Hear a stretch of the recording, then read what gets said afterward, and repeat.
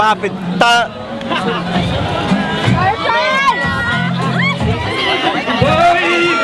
Fuck them pigs, bye. Fuck them swine, bye. Ayoko ng baboy. Ayokong bumoto ng baboy. It's getting crazier and crazier by the second, bye. It's a big illusion, bye. Ayoko ng baboy, that's what you say? Sound like that. Hip Hop 22 is here. Maraming salamat sa lahat ng pumunta ngayong gabi at nakiisa. Salamat sa inyo lahat. Kahit marami kayo sakit ngayon. Kailangan natin magkaisa ngayon sa mga panahon na ganito. Wala na ba pag-asa? Lahat magkaisa? Wala na ba? Wala na ba? Ikaw, sawang-sawa ka na ba sa mga kamalasan na nangyayari sa ating bayan na nasa tingit ng kamatayan sapagkat naparalisa? Wala na bang pag-asa? Lahat magkaisa? Kahit mga paniniwala ay magkaiba. Tangina naman kasi wala na bang iba? Puro na lang bakuban at parubal ang ating mga pinuno na wala ng iba pang ginawa kundi ang magsugal habang tayo binabaha at isa pa.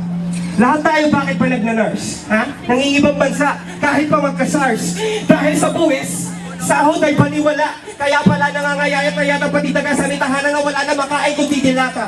Kailangan ko si Peter Pan at ang kanyang diwata. Wala akong kinikita sa dami ng pirata na lahat pinapatuloy at walang kinikilala. Bakit di ba paalis ng polis? Hindi ba kaya?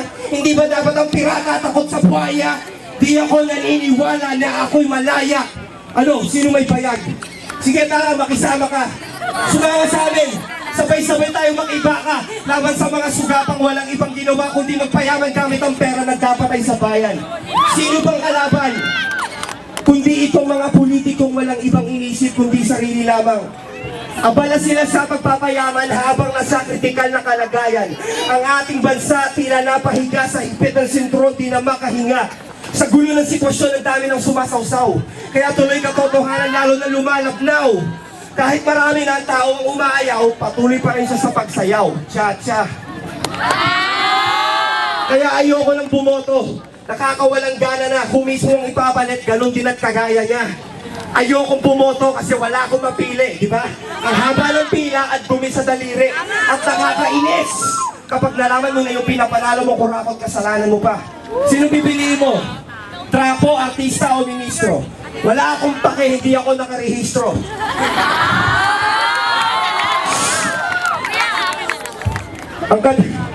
Ang mandurukot tatakbo pagkatapos ng agaw. Ang kandidato tatakbo muna bago magnakaw. Uulitin ko. Sabi ko, ang mandurukot tatakbo pagkatapos ng agaw. Yung kandidato tatakbo muna bago magnakaw. Kaya ayokong bumoto. Puro kayo moto, puro bago ang oto, pero walang katoto. Hana na sinasabi marami ang bobo. Yung mga matalino manggagamit at kokonsyabahin ng lahat para magamit yung pondo. Kaya ayokong bumoto. Pero, meron pa rin mananalo kahit ayokong bumoto. Basta't meron siyang milyong-milyong deboto na bobo.